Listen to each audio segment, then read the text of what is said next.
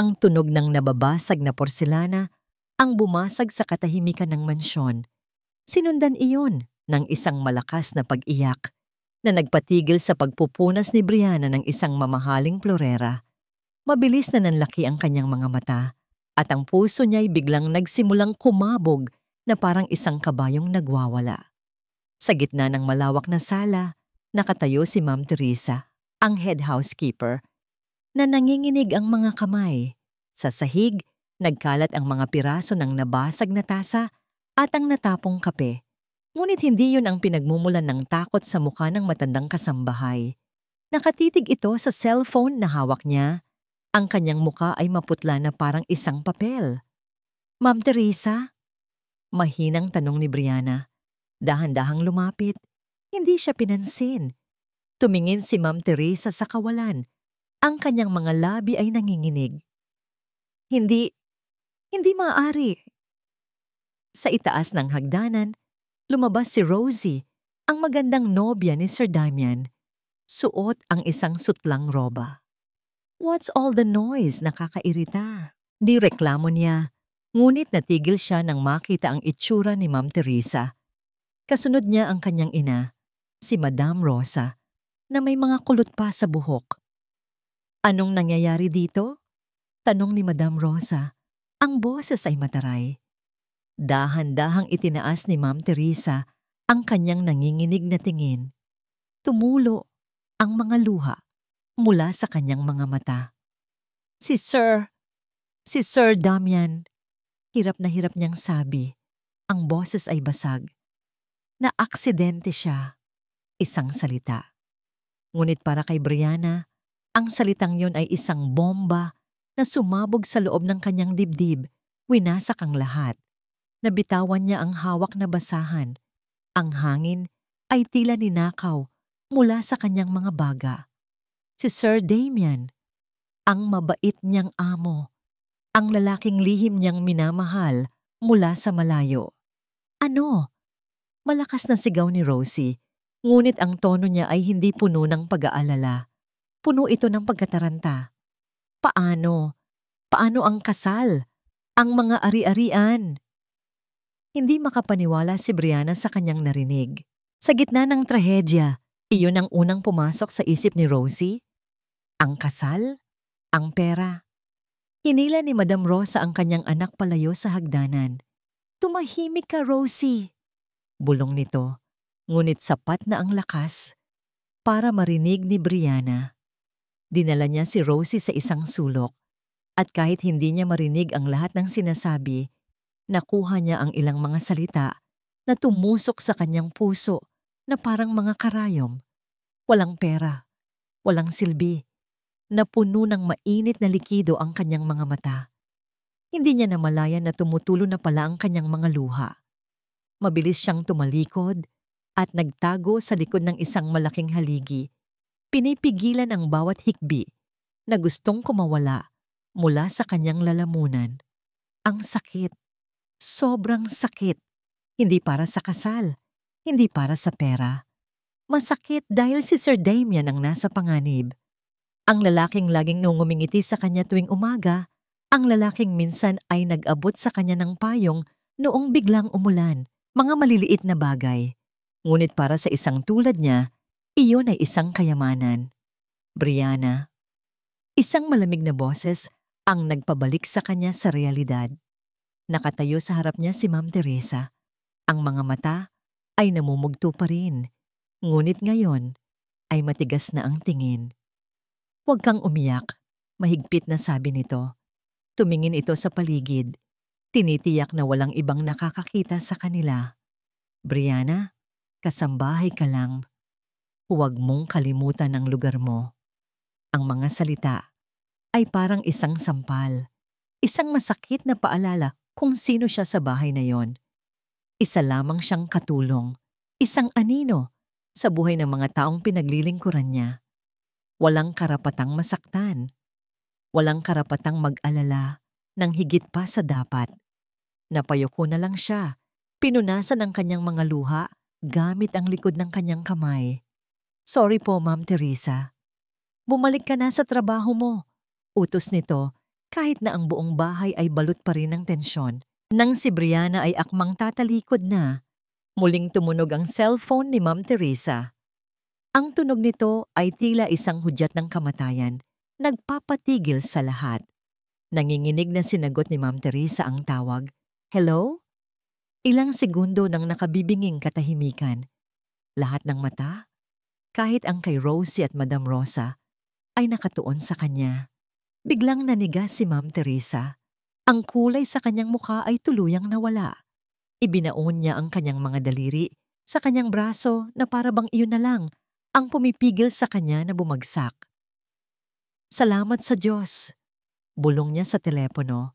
Ngunit ang kanyang itsura ay hindi nagpapakita ng kaginhawaan. Nagpapakita ito ng panibagong uri ng takot. Ibinaba niya ang tawag at humarap sa lahat. Ang kanyang mga mata ay nakatitig sa kawalan. Gising na si Sir Damian. Isang kolektibong buntong hininga ng ginhawa ang narinig. Ngunit hindi pa tapos si Ma'am Teresa. Lumunok siya. Ang kanyang boses ay naging isang halos hindi marinig na bulong. Pero, isang linggo bago ang trahedya. Ang mundo ni Damian ay perpekto, o yun ang kanyang akala. Ang mga papeles para sa nalalapit nilang kasal ni Rosie ay nakakalat sa ibabaw ng kanyang mamahaling mesa sa opisina. Tinitingnan niya ang mga ito nang may ngiti sa labi. Sa wakas, matatagpuan na niya ang kanyang happily ever after. Si Rosie, na may perpektong muka at galing sa isang pamilyang may pangalan, ay ang lahat ng inakala niyang kailangan niya. Ngunit sa ilalim ng perpektong larawang iyon, may mga maliliit na lamat na nagsisimula ng lumitaw. Mga lamat na pilit niyang binabaliwala. Isang hapon, habang binubuksan ng isang kahon na naglalaman ng mga sample ng wedding invitation, bahagyang sumayad ang letter opener sa kanyang daliri. Aray! Mahina niyang sabi. Nakita ang maliit na hiwa at ang unti-unting paglabas ng dugo. Sa tabi niya si Rosie, tinitingnan ang sarili sa isang maliit na salamin. Lumingon ito, hindi para mag-alala, kundi para mainis. Diyos ko, Damian! Mag-ingat ka nga. Baka matuluan pa ng dugo itong bagong carpet na pinili ko. Bago pa man siya makasagot, isang anino ang mabilis na gumalaw mula sa gilid ng kanyang paningin. Si Brianna, ang tahimik nilang kasambahay. Sir! Narinig niyang sabi nito. Ang boses ay puno ng hindi maitatagong pag-aalala. Sa isang iglap, nasa tabi na niya ito. Dala-dala ang first aid kit na laging nakahanda sa isang sulok ng sala. Hindi siya tiningnan ni Brianna sa mata. Laging ganito ito, laging nakayuko, na para bang takot makita.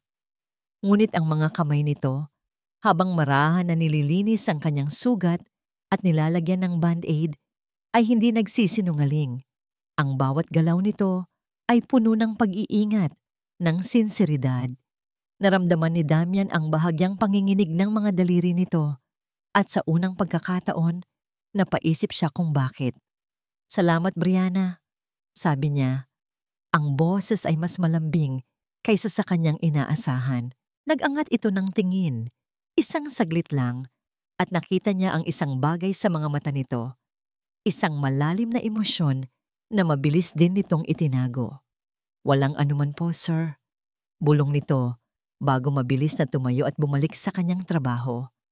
Naiwan si Damian na nakatitig sa kanyang daliring may band-aid. Ang pakiramdam ng marahang pag-aalaga ni Brianna ay mas tumatak sa kanya kaysa sa sakit ng sugat. Ang insidenteng iyon ay sinundan pa ng iba. Ang mga reklamo ni Rosie tungkol sa singsing. Nakita mo ba yung singsing ni Katrina? Mas malaki pa sa akin, mahal. Nakakahiya naman kung liliit pa ang sa akin. Ang patuloy nitong pagbili ng mga mamahaling gamit na hindi naman kailangan. Ang unti-unting panlalamig nito tuwing pag-uusapan nila ang hinaharap na hindi konektado sa pera o estado sa buhay. Ang pagdududa ay nagsimulang gumapang sa puso ni Damian na parang isang makating lason. Ang gabi na nagpabago sa lahat ay nagsimula ng payapa. Umuwi si Damian ng mas maaga kaysa sa inaasahan. Walang mahahalalagang meeting at gusto niyang sorpresahin si Rosie. Marahil ay yayain itong mag-dinner sa labas. Pagpasok niya sa mansyon, isang hindi pangkaraniwang katahimikan ang sumalubong sa kanya. Nakita niya si Brianna na nagpupunas ng isang antigong cabinet sa dulo ng pasilyo. Tumangulang ito sa kanya bilang pagbati. Laging may kasamang paggalang at kaunting hiya. Ngumiti siya pabalik. "Nasaan si Rosie?" tanong niya. "Nasa study po, sir. May kausap po sa telepono," mahinang sagot ni Brianna. Nagpasalamat siya at dahan-dahang naglakad patungo sa study. Bukas ng bahagya ang pinto at narinig niya ang boses ni Rosie. Masaya ito, tumatawa. Napangiti si Damian. Akma na sana niyang itutulak ang pinto para gulatin ito nang marinig niya ang isang pangungusap na nagpatigil sa pag-ikot ng kanyang mundo. "Ang dali-dali niyang utuin, Mommy. Konting lambing lang bigay agad lahat," tawa ni Rosie sa kabilang linya. "Huwag kang mag-alala. Pagkatapos ng kasal, kontrolado na natin ang lahat." Naniga si Damian sa kanyang kinatatayuan. Ang nangiti sa kanyang mga labi ay unti-unting naglaho. Parang binuhusan siya ng isang baldeng nagyayayelong tubig. Si Madam Rosa ang kausap nito. Sumandal siya sa pader sa tabi ng pinto. Nakatago, pinipilit ang sarili na makinig pa.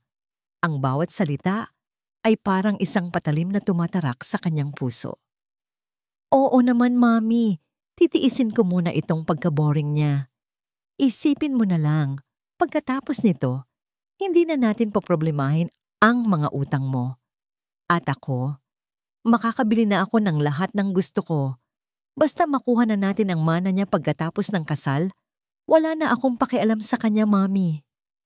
Isang malakas na tawa ang narinig niya mula kay Rosie. Isang tawa na ngayon, sa kanyang pandinig, ay tunog ng isang demonyo. Ang pagmamahal na naramdaman niya kanina ay biglang naging abo. Ang perpektong larawan na binuo niya sa kanyang isip ay gumuho. Nag-iwan ng isang pangit na katotohanan. Hindi siya makagalaw.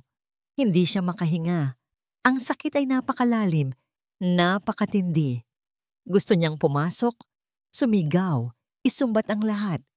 Ngunit isang malamig na katinoan ang pumigil sa kanya. Hindi. Ang komprontasyon ay hindi sapat. Kailangan niya ng higit pa. Kailangan niyang malaman kung gaano kalalim ang pagkukunwaring ito. Dahan-dahan at walang ingay, tumalikod si Damian. Bawat hakbang palayo sa pintong iyon ay isang hakbang palayo sa lalaking dati siya. Dumiretso siya sa balkonahe, hinayaan ang malamig na hangin na sampalin ang kanyang mukha. Kinuha niya ang kanyang cellphone, ang kanyang mga daliri ay nanginginig sa galit at sakit. Hinanap niya ang isang pangalan sa kanyang contacts. Theo, ang kanyang best friend, ang nag-iisang tao na mapagkakatiwalaan niya ng buo. "Pare, napatawag ka?" sagot ni Theo.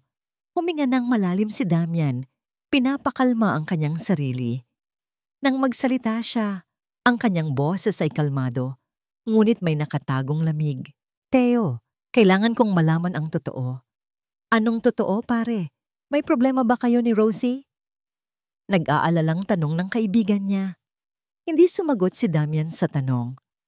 Sa halip, isang plano ang biglang nabuo sa kanyang isipan. Isang mapanganib, masakit, ngunit kinakailangang plano. "May plano ako," sabi niya.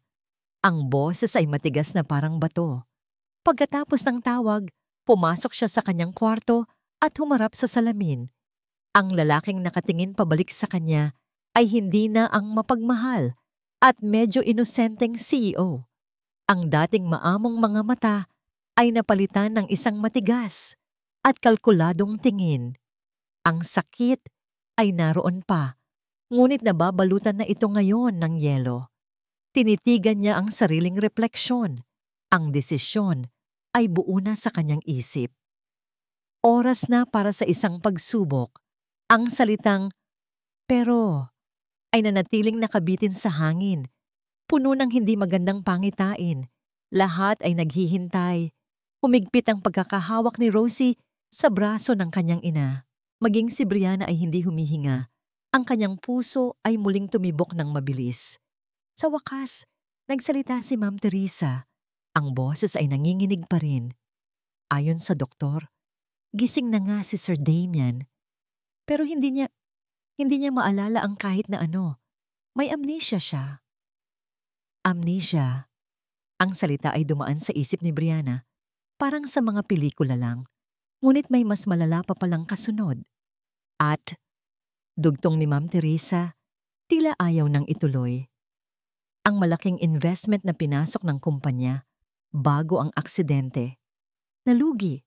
Lahat. Bankrupt na daw ang kumpanya. Wala nang natira. Kung ang unang balita ay isang bomba, ito ay isang lindol na yumanig sa buong pundasyon ng mansyon. Ano? Sabay na sigaw ni Rosie at Madam Rosa.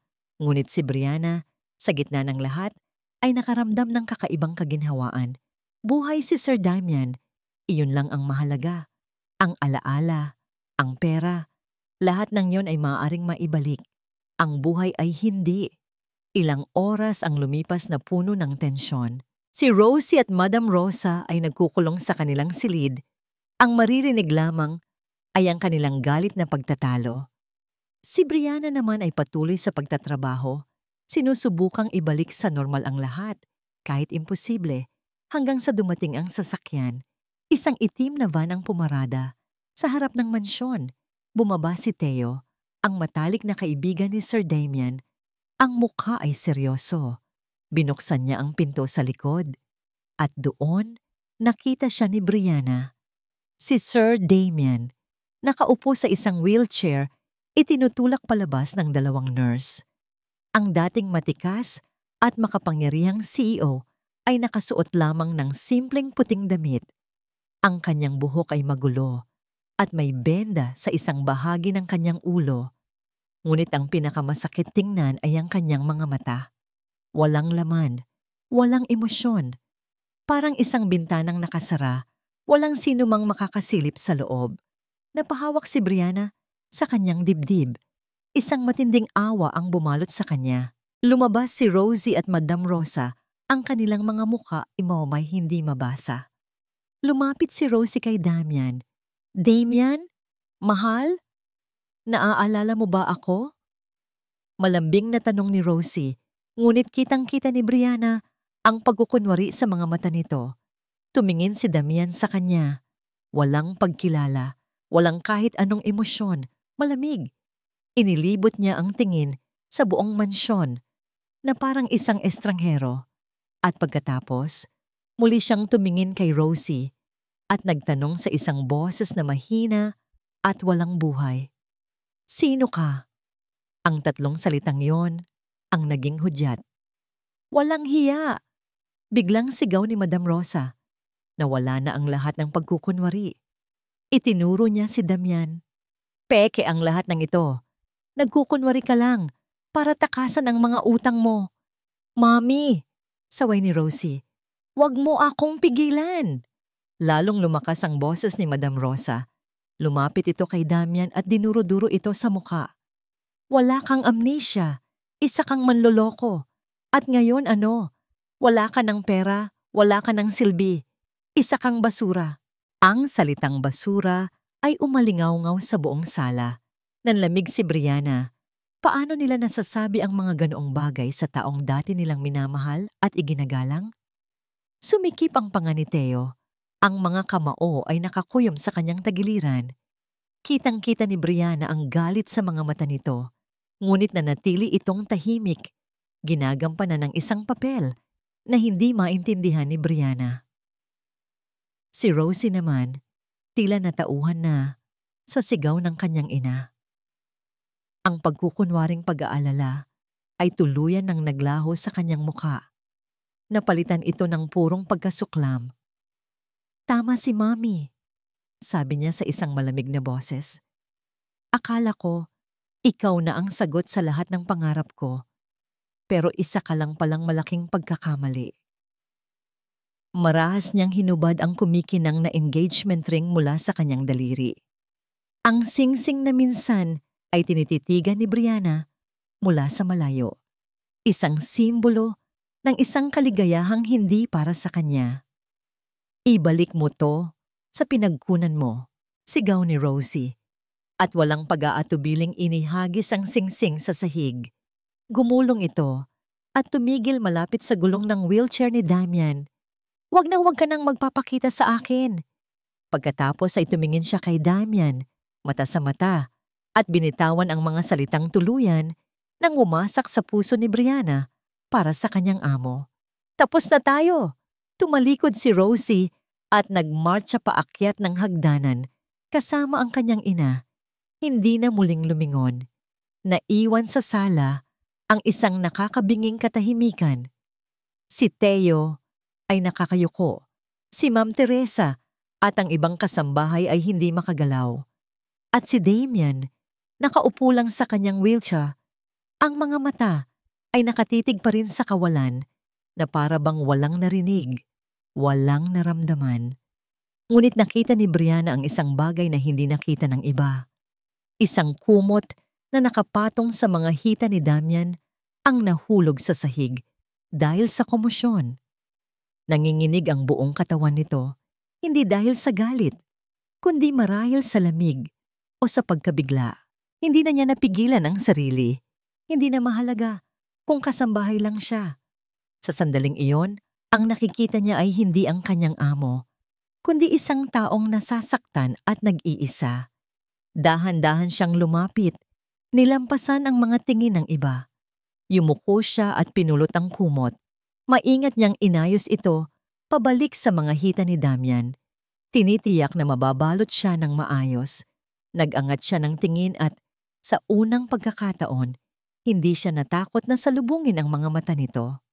"Sir," sabi niya sa isang mahina, ngunit matatag na boses, isang boses na puno ng sinseridad na wala sa lahat ng narinig niya kanina. "Welcome po ulit sa inyong tahanan." Walang nagbago sa ekspresyon ni Damian. Ang mga mata niya ay blangko pa rin, ngunit naramdaman ni Brianna ang pagtitig nito sa kanya. Isang matagal at malalim na pagtitig na tila tumatagos sa kanyang kaluluwa. "Anong ginagawa mo?" Isang malakas na sigaw ang bumasag sa sandali. Si Madam Rosa bumaba muli mula sa hagdanan, ang mga matay nag-aapoy sa galit. "Ang lakas ng loob mong kampihan, ang inutil na yan!" Sigaw nito, itinuturo si Damian. Pagkatapos ay ibinaling nito ang galit kay Brianna. Ang tingin ay puno ng paghamak. "Gusto mo siyang pagsilbihan, hindi ba? Gusto mong maging bayani?" Mapanguyam na sabi ni Madam Rosa. Isang masamang ngiti ang sumilay sa mga labi nito. Tumingin ito sa paligid, sa lahat ng mga kasambahay. Pagkatapos ay muli itong tumingin kay Brianna. Ang daliri ay nakaturo ng diretso sa kanyang mukha. "At ikaw, simula ngayon, ikaw ang mag-aalaga sa inutil na yan." Ang utos ni Madam Rosa ay naging batas sa mansyon. Ang buhay ni Brianna ay naging isang walang katapusang siklo ng trabaho at pag-aalaga. Mula sa paggising sa umaga hanggang sa pagtulog sa gabi, ang mundo niya ay umikot lamang sa pagitan ng mga gawaing bahay at pag-aasikaso kay Sir Damian. Si Rosie at Madam Rosa sa kabilang banda ay nanatili sa mansyon na parang mga reynang nawalan ng kaharian. Dahil wala na silang makuhang yaman, ang kanilang atensyon ay nabaling sa pagpapahirap sa mga natitirang tao sa paligid nila. At si Brianna ang kanilang paboritong target. Isang tanghali, habang naghahain si Brianna ng pananghalian, umasim ang mukha ni Madam Rosa. "Ano ba itong sabaw na ito? Parang pagkain ng aso." "Oops, sorry," sabi ni Rosie na nasa kabilang dulo ng mesa. "Ang clumsy ko talaga." Kasabay ng salitang yon, aksidente niyang natabig ang kanyang mangkok ng mainit na sabaw. Bumuhos ang kumukulong likido sa sahig, ilang pulgada lang mula sa mga paa ni Brianna. Sumilay ang isang mapang-asar na ngiti sa labi ni Rosie. "Linisin mo yan. Ngayon din." Napalunok si Brianna. Wala siyang dalang guwantes o basahan, ngunit alam niyang walang silbi ang pagrereklamo. Dahan-dahan siyang lumuhod at sinimulang punasan ang nagkalat na sabaw. Gamit ang maliit na panyo mula sa kanyang bulsa, naramdaman niya ang paghapdi sa kanyang mga daliri habang sinasalo ng kanyang balat ang init. Hindi siya umimik. Tiniis niya ang sakit. Ang bawat patak ng pawis sa kanyang noo ay isang testamento ng kanyang pagtitiis. Mula sa kanyang kinauupuan, nakita niya si Sir Damien na nakatingin sa kanya. Ang mga mata ay blangko, gaya ng dati. Sa kabila ng lahat ng pagpapahirap, ang mga sandali niya, kasama si Sir Damien ang nagsilbing kanyang kanlungan. May mga pagkakataon, habang sinusubuan niya ito, na aksidente nitong naitatabig ang kutsara, nagkakalat ng pagkain sa kanyang uniforme. Ngunit hindi siya nagagalit. Ngumingiti lang siya ng malungkot at marahang pinupunasan ng dumi. "Okay lang, sir," bulong niya habang pinupunasan ang kanyang damit. "Kahit anong dumi, lilinisin ko. Basta't nandito ka lang." Ang tanging tugon niya ay katahimikan. Isang hapon, dinala niya si Damian sa hardin. Sariwa ang hangin at payapa ang paligid, malayo sa nakakalasong presensya ni na Rosie at Madam Rosa. Umupo si Brianna sa damuhan, sa tabi ng wheelchair at binuksan ang isang luma at manipis na libro ng mga tula. "Babasahan po kita, sir," sabi niya, kahit hindi siya sigurado kung naiintindihan ba siya nito. "Paborito ko po ito." Nagsimula siyang magbasa. Ang kanyang boses ay mahina at malambing, dumadaloy kasabay ng hangin. Habang nagbabasa, ang kanyang mga salita ay hindi na para sa isang among may amnesia, kundi para sa isang kaibigan, isang lihim na minamahal. Ibinuhos niya ang lahat ng kanyang kalungkutan at pag-asa sa bawat taludtod. Dahil sa pagod mula sa maghapong trabaho, unti-unting bumigat ang kanyang mga talukap. Ang kanyang pagbabasa ay bumagal hanggang sa ang kanyang ulo ay bumagsak sa kanyang balikat. Sa huli, hindi na niya napigilan ang antok. Sumandal siya at ipinatong ang kanyang ulo sa gilid ng wheelchair ni Sir Damien at doon, sa ilalim ng lilim ng isang puno ng mangga, ay nakatulog siya. Sa kanyang pagtulog, naramdaman niya ang isang kapayapaan na matagal na niyang hindi naramdaman. Nang magising siya, dapit hapon na. Mabilis siyang napatayo, nahihiya. "Nako, sorry po sir, nakatulog ako?" Tumingin siya kay Damien. Naroon pa rin ito, nakaupo, nakatingin sa malayo. Ang parehong blangkong tingin, ngunit sa isang saglit, inakala ni Brianna na may nakita siyang kakaiba sa mga mata nito. Isang kislap ng emosyon na kasing bilis ding nawala. Ipinagsawalang bahala na lang niya ito. Guni-guni lang siguro ng isang pagod na isip. Kinagabihan, nagkaroon ng isa pang insidente. Nagkamali si Brianna sa pagtimpla ng kape ni Rosie. "Ano ba to? Ang tabang!" Sigaw ni Rosie, halos ibato ang tasa. "Wala ka na bang gagawing tama? Boba ka ba talaga o nagpapakaboba ka lang?" Napayuko si Brianna, handa nang tanggapin ang mga susunod na masasakit na salita. Ngunit isang boses ang pumigil dito. "Hindi!" Ang boses ay mahina, garalgal, na parang nagmula sa isang taong matagal nang hindi nagsasalita. Ngunit malinaw ito. Lahat ay napatingin sa pinanggalingan ng boses. Si Damien. Nakatingin ito ng diretso kay Rosie. Ang kanyang mga mata ay blangko pa rin. Ngunit ang kanyang mga labi ay bahagyang nakaawang. Natigilan si Rosie. Maging si Madam Rosa ay napatanga. Si Brianna naman ay napaangat ng tingin. Ang puso niya ay biglang bumilis. Pinagtanggol ba siya nito? Sa kabila ng kanyang kondisyon, may isang bahagi ba sa kanya na nakakaalam? Isang maliit na binhi ng pag-asa ang sumibol sa kanyang pagod na puso. Kinagabihan, pagod na pagod si Brianna. Matapos niyang siguraduhin na komportable na si Sir Damien sa kanyang silid, bumalik siya sa kusina para tapusin ang kanyang mga gawain. Hating gabi na nang matapos siya. Habang naglalakad sa madilim na pasilyo pabalik sa kanyang kwarto, napadaan siya sa silid ni Sir Damian. Bahagyang bukas ang pinto. Karaniwan, isasara niya ito, ngunit may isang bagay na nagpatigil sa kanya. Sumilip siya sa loob. Ang silid ay madilim. Ang tanging liwanag ay nagmumula sa buwan sa labas ng bintana. At sa gitna ng sinag ng buwan, nakita niya ang isang bagay na halos magpatigil sa pagtibok ng kanyang puso. Isang anino. Nakatayo. Ikinurap ni Brianna ang kanyang mga mata. Iniisip na baka namamalikmata lang siya dahil sa pagod. Ngunit hindi. Ang anino ay naroon pa rin. At habang mas tinititigan niya ito, mas nagkakaroon ito ng porma. Ang porma ni Sir Damian. Nakatayo siya ng tuwid mula sa kanyang wheelchair. Walang alalay. Walang kahirap-hirap.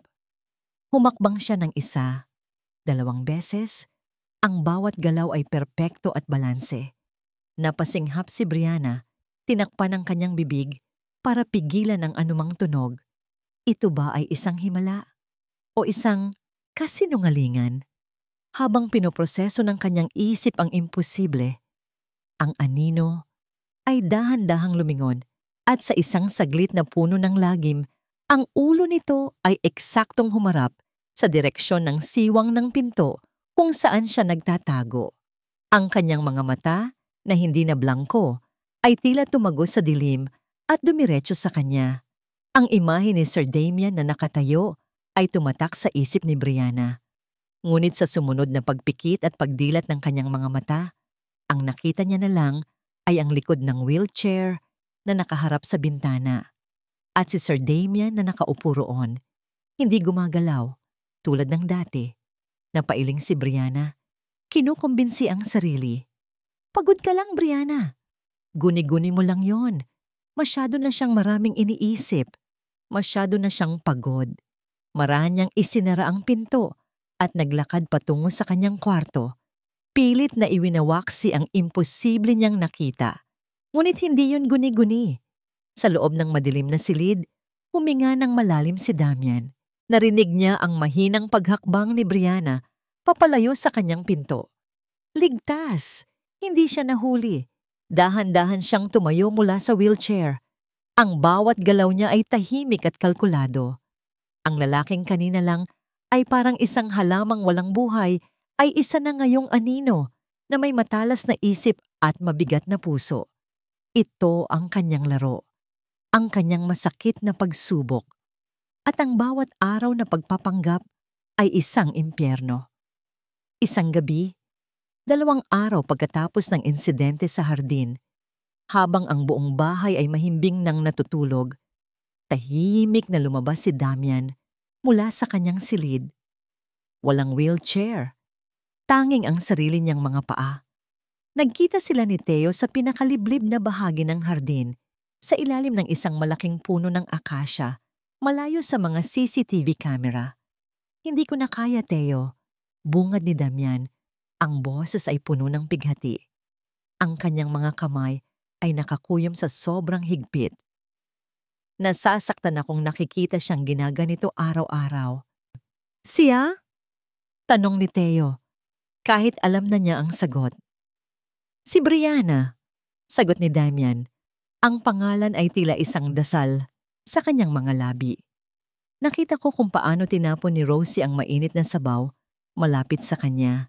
Nakita ko ang paghapdi sa kanyang mga kamay at wala akong magawa kundi ang umupo doon at magpanggap na wala akong nakikita. Sumandal si Theo sa puno. Pare, ikaw ang may gusto nito. Sinabi ko naman sa'yo na mapanganib to. Alam ko. Halos pasigaw na, sabi ni Damian. Pero hindi ko inakala na ganito kasama ang ugali nila. At hindi ko inakala na ganito kabuti si Brianna. Ang isip niya ay bumalik sa mga nagdaang araw. Ang bawat pagkain na may pagtitiyagang isinubo sa kanya. Ang bawat kwentong binasa sa kanya, sa hardin, ang boses nito na tila musika sa kanyang pandinig. Naalala niya ang bigat ng ulo nito sa kanyang wheelchair Ang amoy ng kanyang buhok na parang sariwang bulaklak. Sa sandaling iyon, kinailangan niyang gamitin ang lahat ng kanyang lakas para hindi gumalaw, para hindi haplusin ang buhok nito at sabihing, "Nandito lang ako." At ang salitang "hindi" na binitawan niya noong tinawag ni Rosie si Brianna na boba. Hindi niya napigilan. Iyon ay isang pagkakamali sa kanyang plano, ngunit hindi niya pinagsisihan. Siya lang ang nag-iisang taong totoo sa bahay na to, Teo. Sabi ni Damian, ang boses ay naglalaman ng isang damdaming matagal na niyang itinatago. Habang ang nobya ko at ang kanyang ina ay tinatrato akong parang basura, siya, na wala namang anumang obligasyon sa akin, ay nananatili. Siya ang nag-aalaga sa akin. In love ka na sa kanya, pare. Simpleng sabi ni Teo. Hindi iyon tanong. Iyon ay isang katotohanan. Hindi sumagot si Damian. Hindi na kailangan. Huminga siya ng malalim. Kailangan kong tapusin ito, sabi niya sa wakas. Mabuti naman, sagot ni Teo. Handa na ang lahat. Isang tawag ko lang, babagsak si na Madam Rosa. Pero hindi pa ngayon, mabilis na sabi ni Damian. Nag-aalala siya. Kung ititigil niya ang laro ngayon, ano ang mangyayari kay Brianna? Itataboy lang siya ni na Rosie. Kailangan niya ng tamang tiyempo. Kailangan niya munang tiyakin na magiging ligtas si Brianna. Kailangan kong protektahan si Brianna mula sa kanila. At marahil, mula sa akin.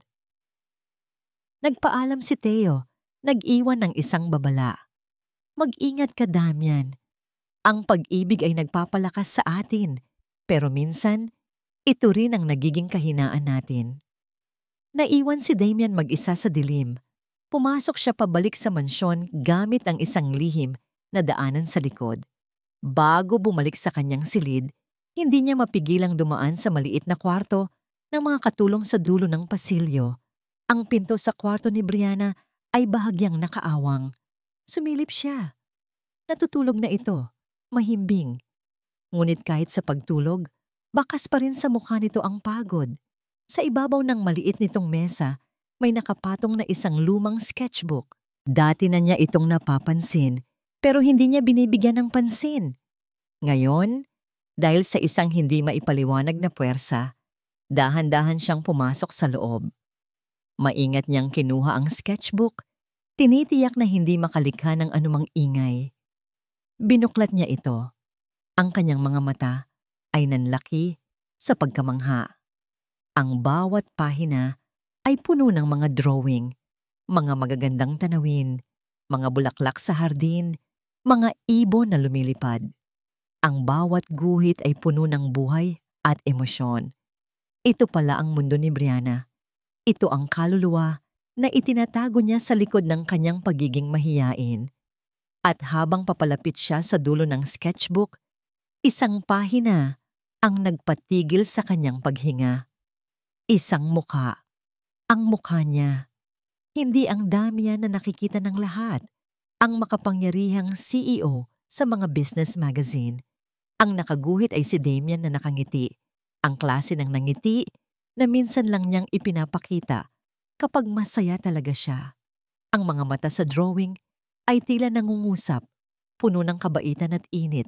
Sa ilalim ng drawing, may isang maliit na sulat. Sana balang araw, makita mo rin ako. Isang mainit na likido ang biglang namuo sa mga mata ni Damian. Para siyang sinaksak sa puso. Hindi ng sakit, kundi ng isang matinding emosyon ng pagsisisi at pagmamahal. Paano niya nagawang paglaruan ang isang ganito kadalisay na puso? Maingat niyang isinara ang sketchbook at ibinalik ito sa dati nitong pwesto. Bago siya umalis, tumigil siya sa tabi ng kama ni Brianna. Pinagmasdan niya ang maamo nitong mukha. Itinaas niya ang kanyang kamay. Akmang hahaplusin ang pisngi nito. Ngunit pinigilan niya ang kanyang sarili sa huling sandali. Hindi pa ito ang tamang oras. Nakikita kita, Brianna. Bulong niya sa hangin. Nakikita kita. At hinding-hindi ko papayagan na may manakit pa sa'yo. Lumabas siya ng silid, dala-dala ang isang bagong determinasyon. Ang laro ay magpapatuloy, ngunit nagbago na ang layunin. Hindi na ito para lang sa paghihiganti. Ito ay para na rin sa pag-ibig. Ang banayad na pagtatanggol ni Damian, sinadya man o hindi, ay hindi nakalampas sa matalas na mga mata ni Madam Rosa. Kung dati ay inis lang ang nararamdaman niya para kay Brianna, ngayon ay napalitan na ito ng tunay na pagbabanta. Nakikita niya ang namumuong koneksyon sa pagitan ng dalawa at para sa kanya, iyon ay isang panganib.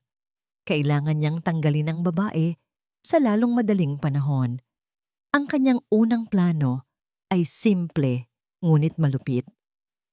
Isang umaga, habang nag-aayos ng mga alahas si Madam Rosa sa kanyang silid, bigla siyang sumigaw. Ang pulseras ko! Nawawala ang ginto kong pulseras!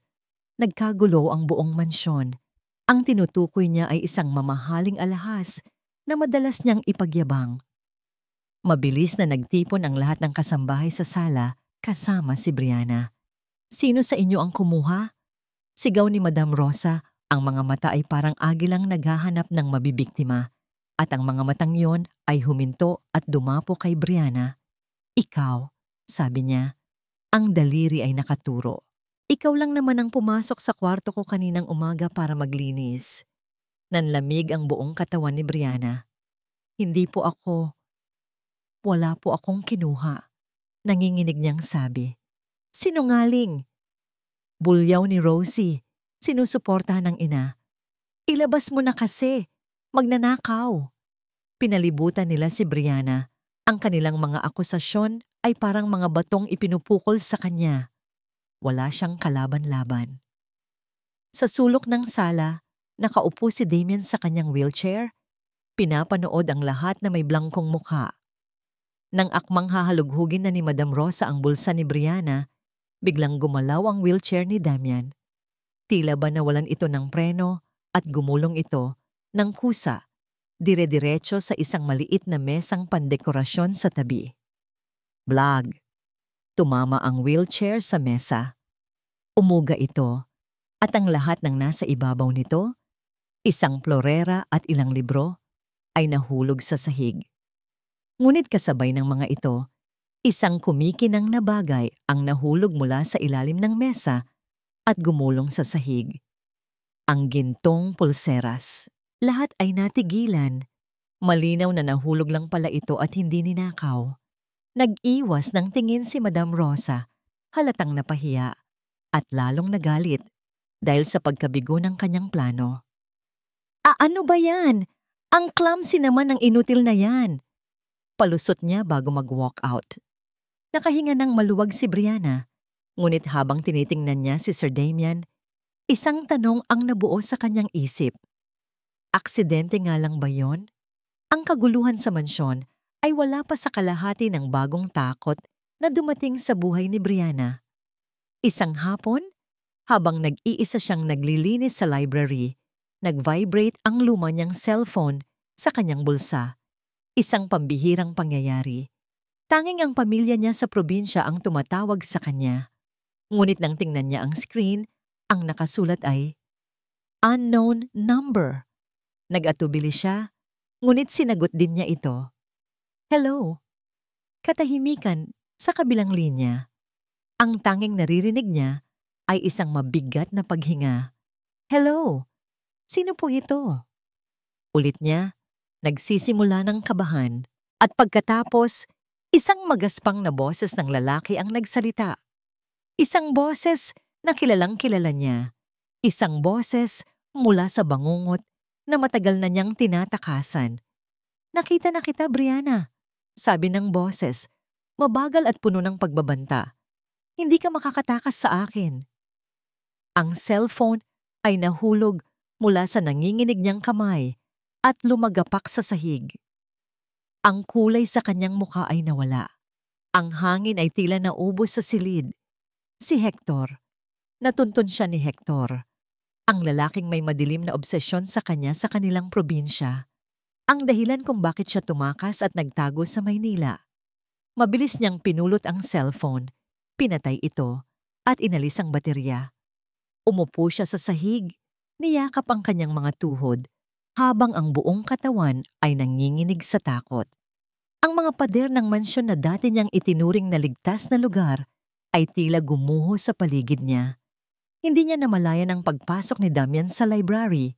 Itinutulak ang sarili nitong wheelchair. Huminto ito ilang talampakan mula sa kanya. Nakita ang kanyang kalagayan.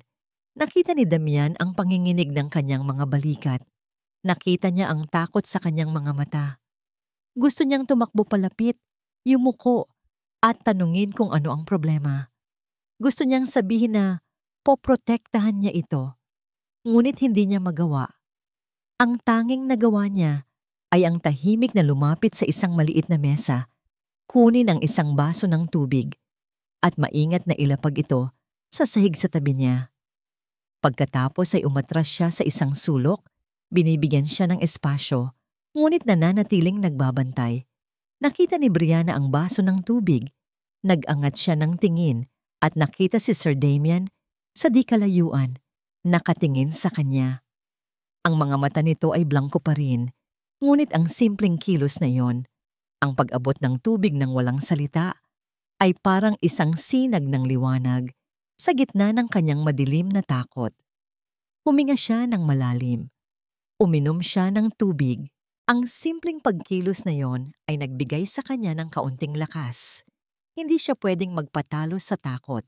Kailangan niyang maging matatag para sa sarili niya, para sa pamilya niya. Sa kabilang dako, ang pagkabigo ng plano ni Madam Rosa ay nagtulak sa kanya na mag-isip ng mas masama. Nakita niya kung paano inabutan ni Damian ng tubig si Brianna. Malinaw na sa kanya. Ang babaeng ito ay hindi lang isang katulong. Isa na siyang hadlang. Kinagabihan, habang si Rosie ay naglalagay ng face mask, pumasok si Madam Rosa sa kanyang silid. Hindi gumagana ang mga simpleng plano. Sabi niya sa anak, ang boses ay malamig at determinado. Kailangan nating gumawa ng isang bagay na siguradong magtataboy sa kanya palayo. Isang bagay na hindi niya matatakasan. Ano ang ibig mong sabihin, Mommy? Tanong ni Rosie, tinatanggal ang pipino sa kanyang mga mata. Isang masamang ngiti ang gumuhit sa mga labi ni Madam Rosa. Kung hindi natin siya mapaalis sa simpleng paraan, bulong niya, ang mga salita ay puno ng kamandag. Gagamit tayo ng dahas. Hating gabi, ang buong mansyon ay tahimik. Si Brianna ay mahimbing na natutulog, panandali ang nakatakas sa kanyang mga problema sa mundo ng panaginip.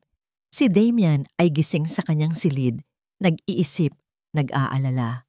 Bigla, isang nakakabininging tunog ang bumasag sa katahimikan.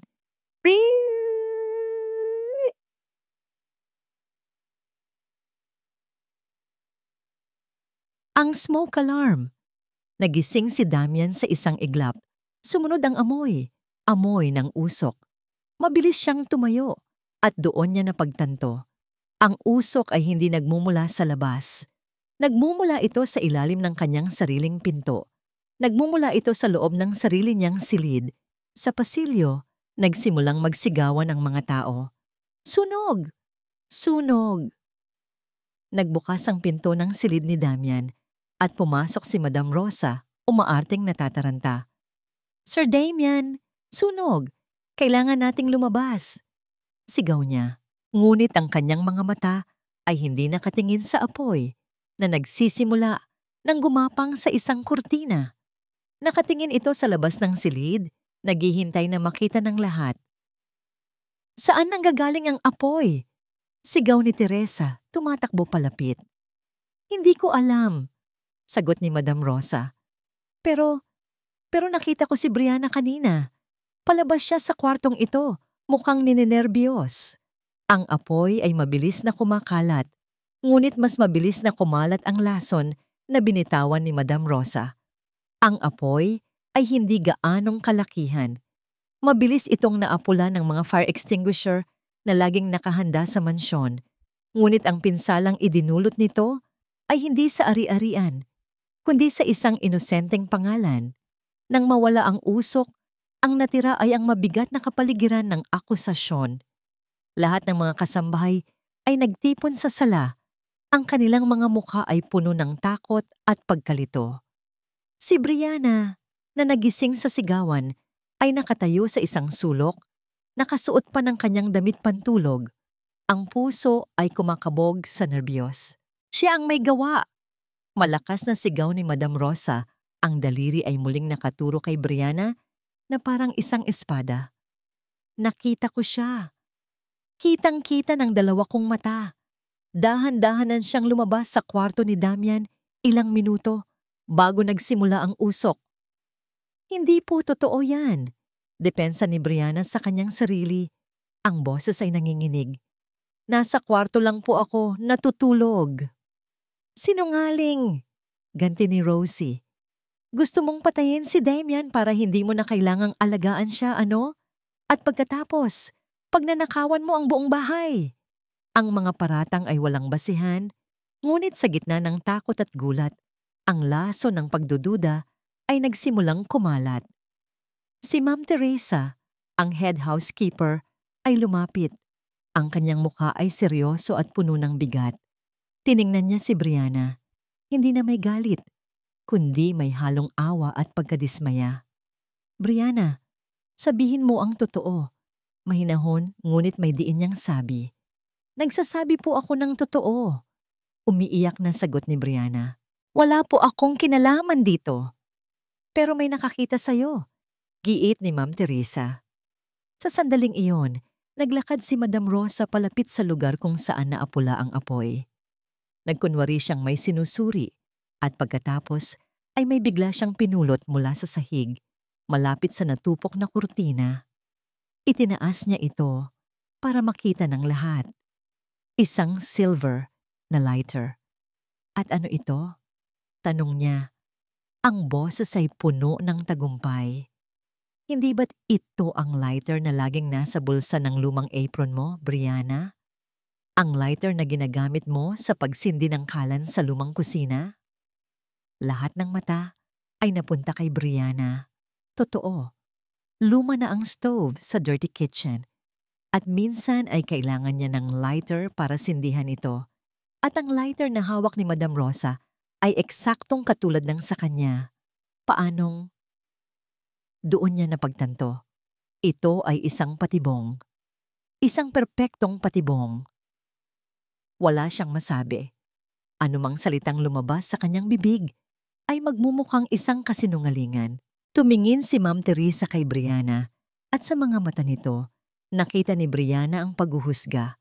Ang tungkulin ni Teresa ay protektahan ang pamilya at ang mansyon. At sa sandaling iyon, si Brianna ang itinuturing na panganib. Para sa kapakanan ng pamilya, bulong ni Teresa kay Brianna. Sapat lang para marinig nilang dalawa. Umamin ka na lang. Aayusin ko ang lahat. Sisiguraduhin kong hindi ka makukulong. Pero kailangan mong umalis. Ang mga salita ni Teresa ay parang isang martilyong pumukpok sa huling piraso ng pag-asa ni Brianna. Kahit siya, na nakakakilala sa kanya, ay hindi naniniwala sa kanya. Ang kanyang mga mata, na puno ng luha, ay desperadong naghahanap ng isang tao. Isang taong umaasa siyang maniniwala sa kanya. Tumingin siya kay Sir Damian. Nakaupo ito sa kanyang wheelchair. Sa gitna ng lahat ng kaguluhan, ang kanyang mukha, gaya ng dati, ay isang blangkong maskara. Walang awa, walang galit, walang pagkilala. Ang lalaking minsan ay nagligtas sa kanya mula sa isang akusasyon. Ang lalaking nag-abot sa kanya ng tubig sa gitna ng kanyang takot ay nakatingin lang sa kanya ngayon na para bang isa siyang estranghero na gumawa ng isang karumal-dumal na krimen. Iyon ang pinakamasakit sa lahat. Ang katahimikan niya, ang kawalan niya ng reaksyon. Iyon ang bumasag sa kanyang puso nang higit pa sa lahat ng mga sigaw at paratang.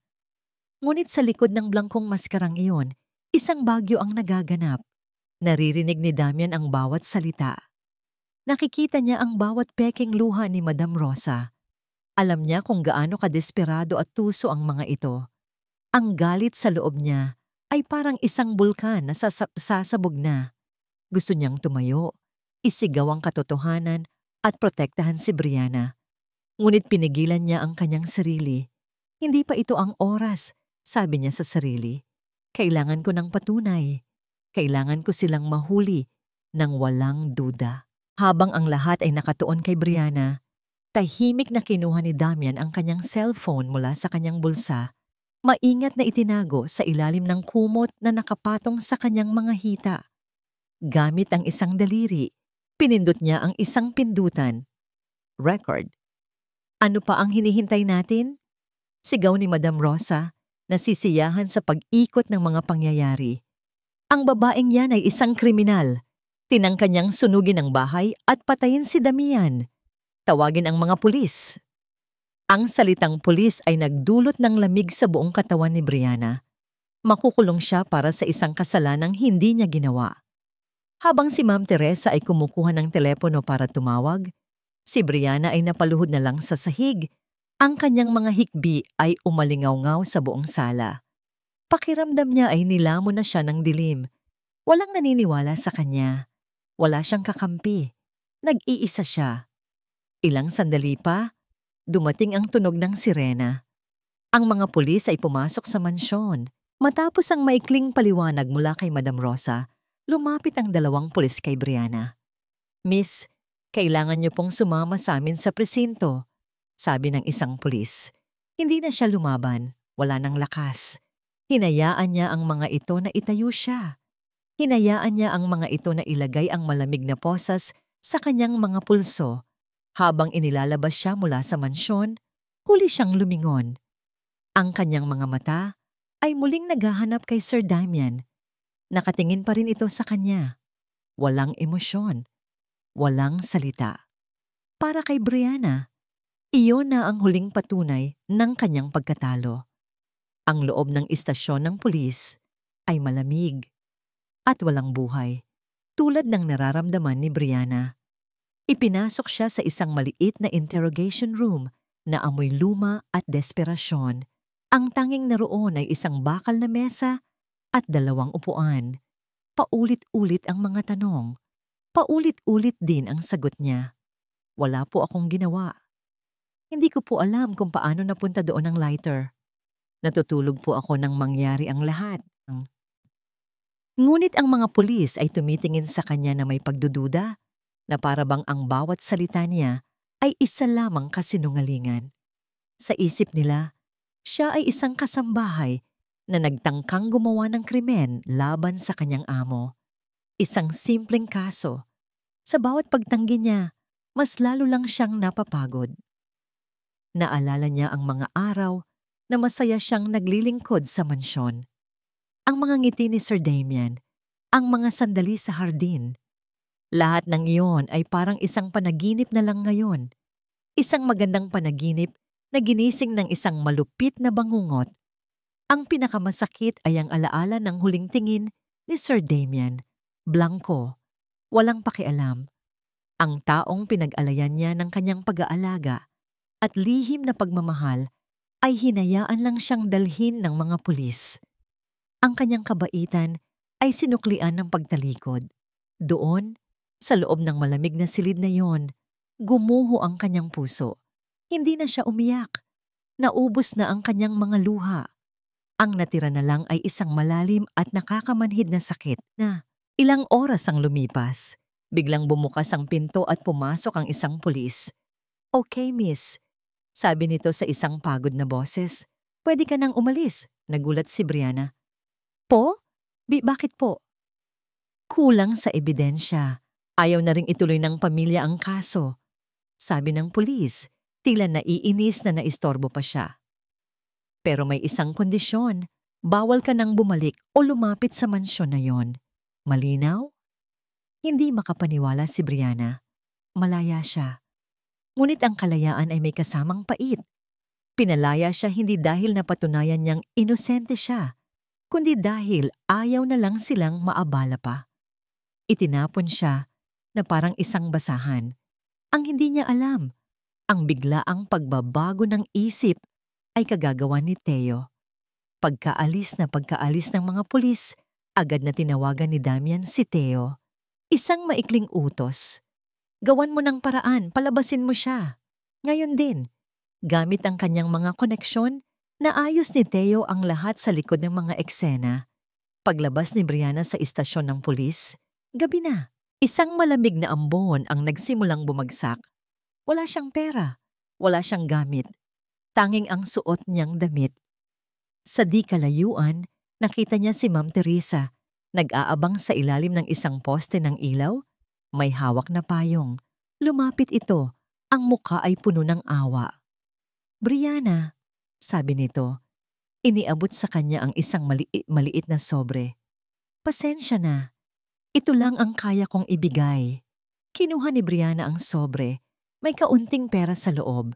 Sapat lang siguro para sa pamasahe at isasama at isang gabing matutulugan. Huwag ka nang babalik kailanman, sabi ni Teresa. Ang mga salita ay tila isang pinal na hatol. Pagkatapos ay tumalikod ito at naglakad palayo. Iniwan si Brianna na mag-isa sa ilalim ng nagsisimulang ulan. Nagsimula siyang maglakad. Walang direksyon, walang patutunguhan.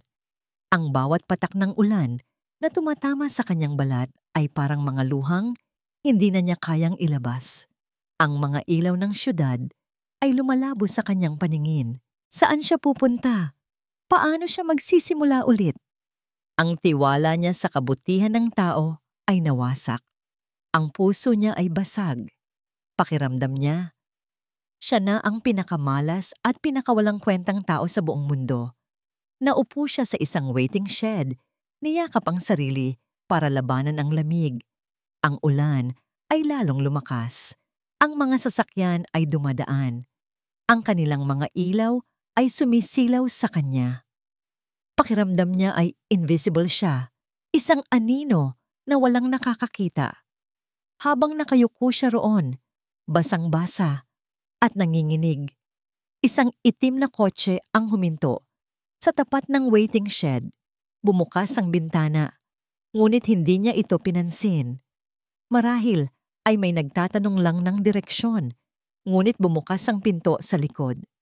May bumabang isang lalaki, may hawak na payong. Miss, kailangan mo ba ng tulong? Tanong ng isang pamilyar na boses. Nag-angat si Brianna ng tingin, at ang takot na naramdaman niya sa tawag kanina ay bumalik ng 10 beses na mas matindi. Ang lalaking nakatayo sa harap niya, nakangisi na parang isang demonyo, ay si Hector. Sa wakas, sabi nito, ang mga mata ay kumikinang sa dilim. Nahanap din kita. Bago pa man makasigaw o makatakbo si Brianna, hinawakan ni Hector ang kanyang braso ng mahigpit. Ang pagkakahawak nito ay parang bakal na hindi niya kayang tanggalin. Halika na, sabi nito. Hinihila siya patayo. Uuwi na tayo. Hindi, bitiwan mo ako, sigaw ni Brianna. Nagpupumiglas. Ngunit wala siyang laban sa lakas nito. Kinaladkad siya ni Hector papunta sa nakabukas na pinto ng kotse. Itinulak siya nito papasok. Bago pa siya makalabas, mabilis nitong isinara ang pinto at naglock. Ang huling nakita ni Brianna, bago humarurot ang sasakyan, ay ang malamig at basang kalsada ng syudad na tila lumulunok sa kanya ng buo. Sa mansyon, isang mapanoksong katahimikan ang namayani. Pagkatapos ng kaguluhan, si Madam Rosa at Rosie ay nagbubunyi sa kanilang tagumpay. Nagbubuhos ng mamahaling alak na para bang nanalo sila sa loto. Si Ma'am Teresa ay bumalik mula sa paghahatid kay Brianna. Ang mukha ay balot ng pagsisisi. At si Damian, nakaupo pa rin sa kanyang wheelchair sa gitna ng sala, ay nanatiling tahimik. Ngunit ito ay katahimikan bago ang isang malakas na bagyo. Sa wakas, sabi ni Madam Rosa, itinaas ang kanyang baso. Nawala na rin ang peste sa bahay na to. Isang tagay para dyan. Cheers, Mommy, sagot ni Rosie, kinakalansing ang kanyang baso sa ina. Habang nagtatawanan sila, isang tunog ang pumutol sa kanilang selebrasyon. Ang tunog ng preno ng wheelchair. na inaalis. Dahan-dahan, sa harap ng kanilang gulat na mga mata, ipinatong ni Damian ang kanyang mga kamay sa armrest. Ginamit niya ito bilang suporta at pagkatapos, sa isang iglap na tila huminto ang oras, ginawa niya ang imposible. Tumayo siya. Tuwid. Matikas.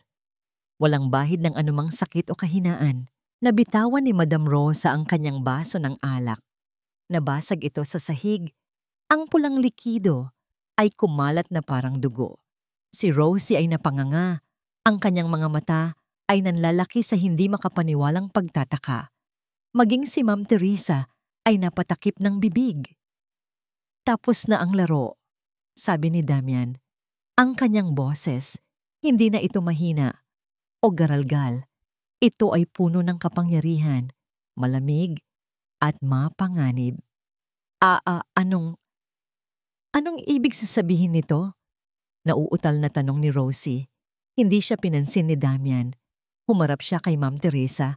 Ang kanyang mga mata ay nag-aapoy sa isang emosyong hindi pa nito nakikita dati. Isang nakakapasong galit. Nasaan si Brianna? Tanong niya.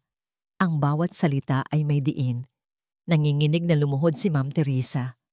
Sir, papatawarin niyo po ako. Pinalayas ko po siya. Inakala ko pong yun ang tama. Napapikit si Damian. Ang kanyang panga ay nagtiim. Hinugot niya ang kanyang cellphone. Theo, alamin mo kung nasaan si Brianna. Gamitin mo ang lahat. GPS tracking sa cellphone niya. Lahat ng CCTV sa syudad. Hanapin mo siya. Ngayon na. Anong nangyayari dito, Damian? Sigaw ni Rosie.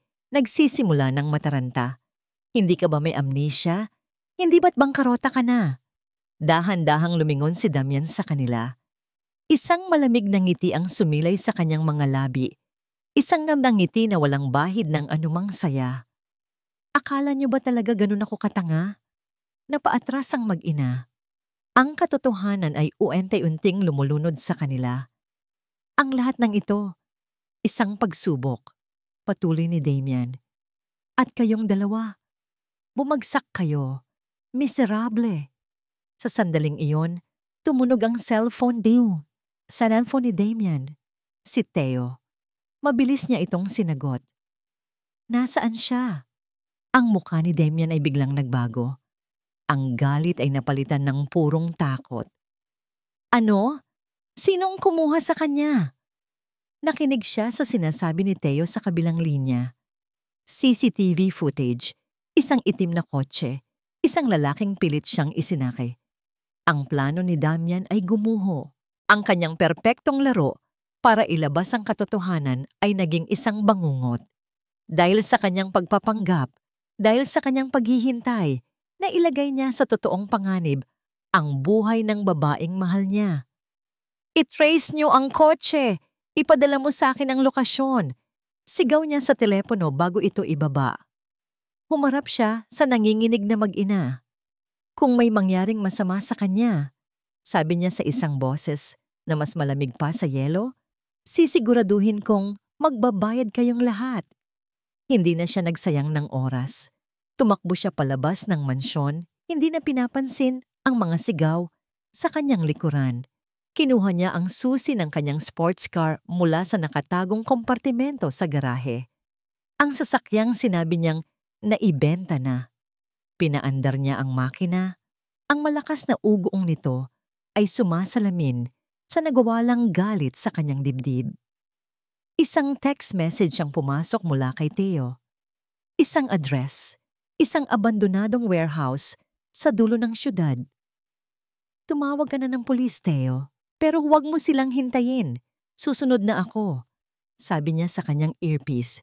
Walang pulis, walang backup, siya lang. Puno ng pagsisisi at takot, ngunit may isang matinding determinasyon. Iligtas si Brianna. Tinapakan niya ang silinyador. Ang sasakyan ay humarurot sa madilim na gabi.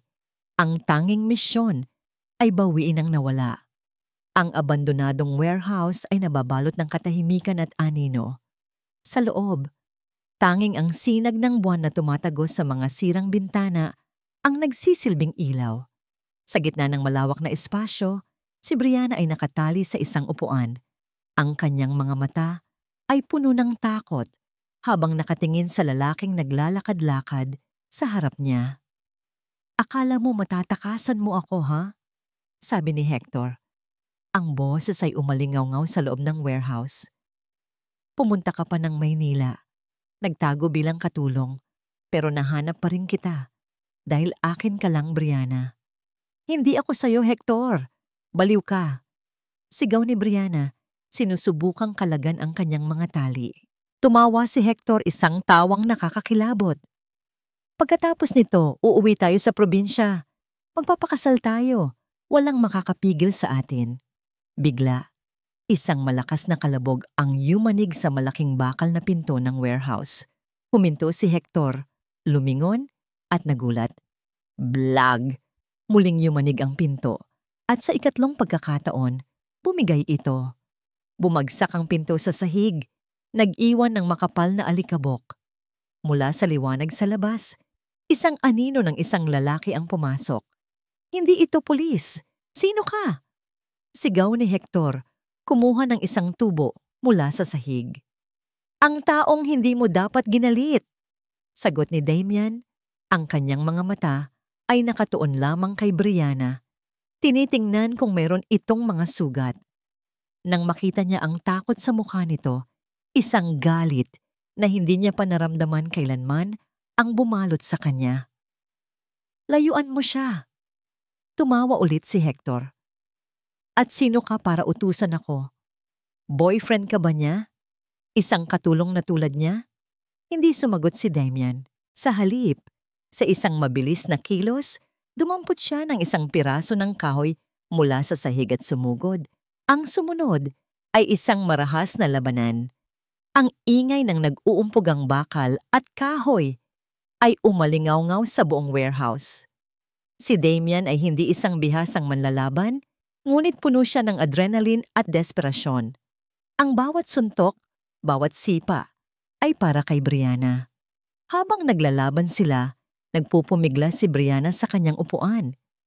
Sa wakas, sa tulong ng isang matalim na tornilyo na nakauslis sa gilid ng upuan, naputol niya ang tali sa kanyang mga kamay.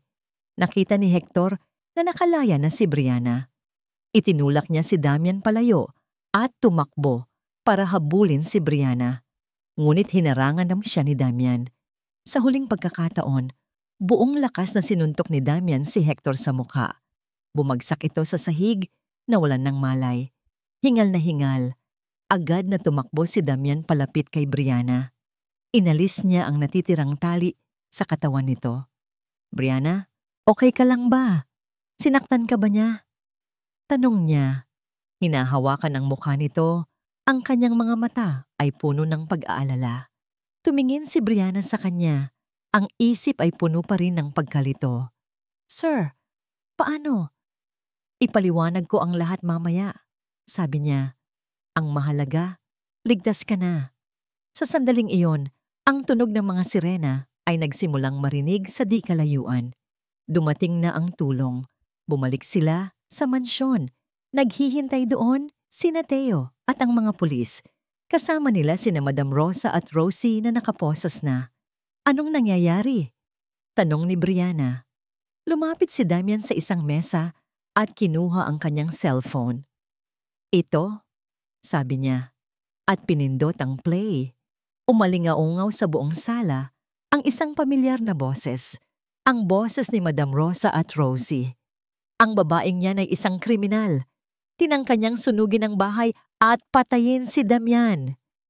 Kung hindi natin siya mapaalis sa simpleng paraan, gagamit tayo ng dahas. Iyon ang recording ng lahat ng kanilang masasamang sinabi at plano. Mula sa pag-akusa kay Brianna, sa pagnanakaw hanggang sa pagsunog. Namutla sina Madam Rosa at Rosie. Hindi, paano? Ang inutil na tinatawag ninyo ay hindi kailanman naging inutil. Malamig na sabi ni Damian. Narinig ko ang lahat. Naramdaman ko ang lahat. At ni-record ko ang lahat. Kinaladkad ng mga pulis ang mag-ina palabas. Bago sila tuluyang mawala, sumigaw si Rosie kay Damian. Ang mukha ay puno ng galit at pagsisisi. Sana hindi na lang kita nakilala. Tumingin si Damian sa kanya, walang emosyon. Ako rin. Nang mawala na ang lahat ng gulo, ang natira na lang sa sala ay sina Damian, Brianna, at ang nakakabinging katahimikan. Humarap si Damian kay Brianna. Ang galit at tapang na ipinakita niya kanina ay nawala.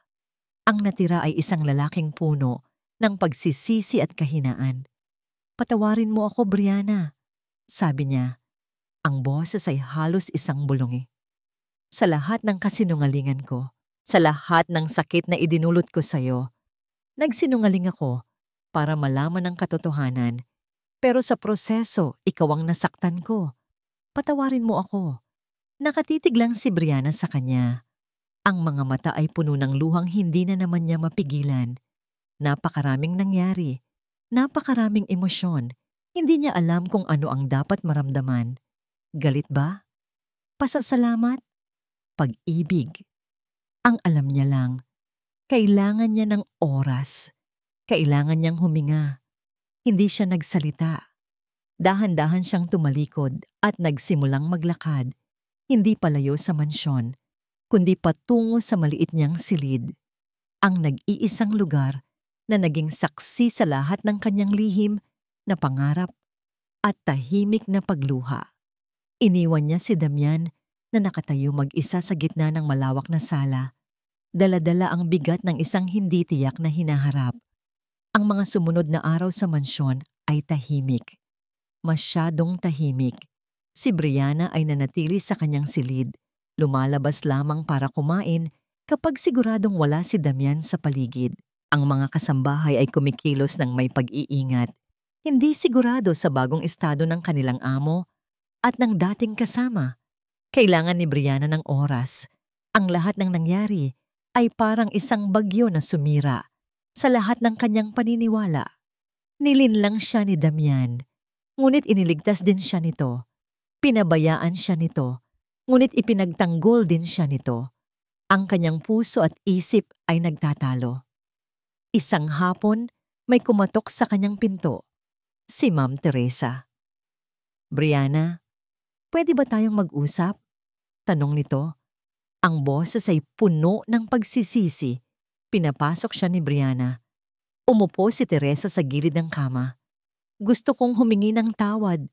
Simula nito, hindi makatingin ng diretso. Naging bulag ako sa tungkulin ko na protektahan ang pangalan ng pamilya. Hindi kita pinakinggan. Hindi kita pinaniwalaan. Patawarin mo sana ako. Tumingin si Brianna kay Teresa. Nakita niya ang sinseridad sa mga mata nito. Tumango siya. Pinapatawad ko na po kayo. Ngumiti ng malungkot si Teresa. Alam mo, sa lahat ng babaeng dinala ni Sir Damian dito, ikaw lang ang nakita kong tiningnan niya ng may totoong pag-aalala. Kahit noong nagpapanggap pa siyang may amnesia. Ikaw ang tunay na may-ari ng puso ni Sir Damian. Ang mga salitang iyon ay tumagos sa puso ni Brianna. Si Damian, sa kabilang dako, ay nagdurusa.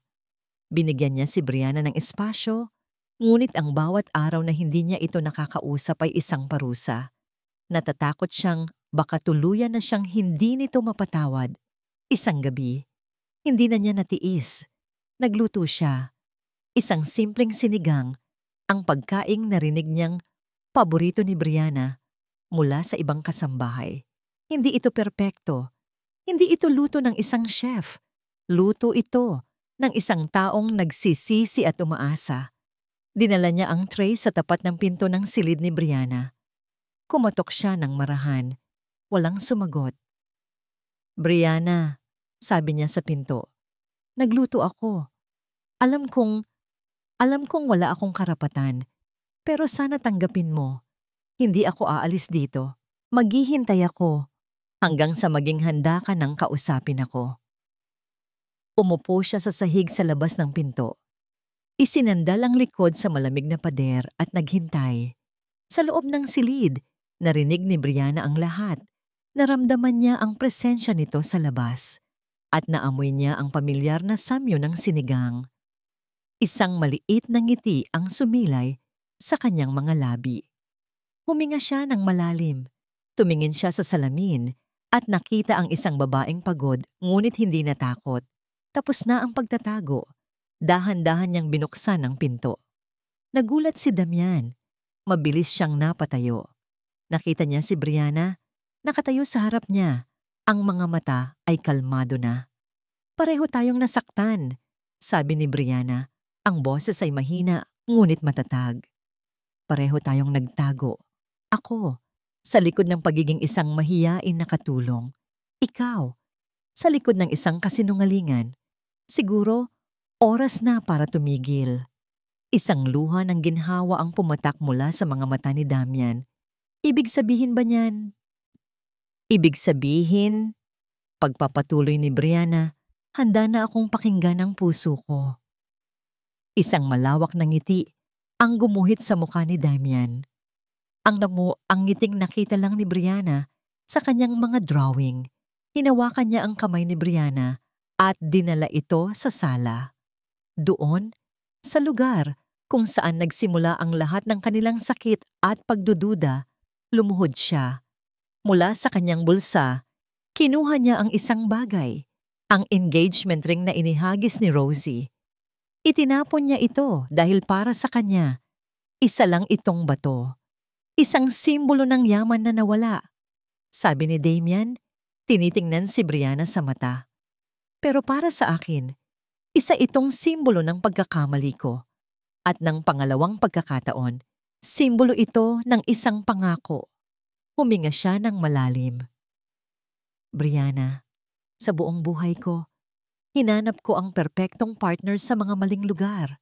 Ngayon, natagpuan ko na ang tahanan ko, hindi sa isang mansyon, kundi sa puso ng isang babaeng nagturo sa akin kung ano ang tunay na halaga ng isang tao. Gusto kong maging tahanan mo. Papakasalan mo ba ako? Tumingin si Brianna sa lalaking nakaluhod sa harap niya. Hindi na ang kanyang amo, kundi ang kanyang kapareha. Ang lalaking nakita ang kanyang halaga kahit nakatago ito. Tumulo ang kanyang mga luha. Ngunit ngayon, ito ay mga luha ng kaligayahan. Ngumiti siya. Isang ngiti na hindi na nahihiya, hindi na nagtatago. Isang ngiti na maliwanag at puno ng pag-ibig. Dahan-dahan siyang tumango. Oo, isinuot ni Damian ang singsing sa kanyang daliri. Perpekto. Tumayo siya at niyakap si Brianna ng mahigpit. Sa gitna ng malawak na sala, sa ilalim ng mga kumikinang na chandelier, ang dating amo at ang dating kasambahay ay naging 2 taong pantay, pinag-isa ng isang pag-ibig na nahanap sa pinakahindi inaasahang pagkakataon. Pinatunayan nilang ang tunay na pag-ibig ay hindi tumitingin sa estado sa buhay. Tumatagos ito sa lahat ng pagkukunwari, pinapatawad ang mga pagkakamali, at nagbibigay liwanag sa pinakamadilim na nakaraan. Dahil ang tunay na tahanan ay hindi isang lugar, ito ay isang tao.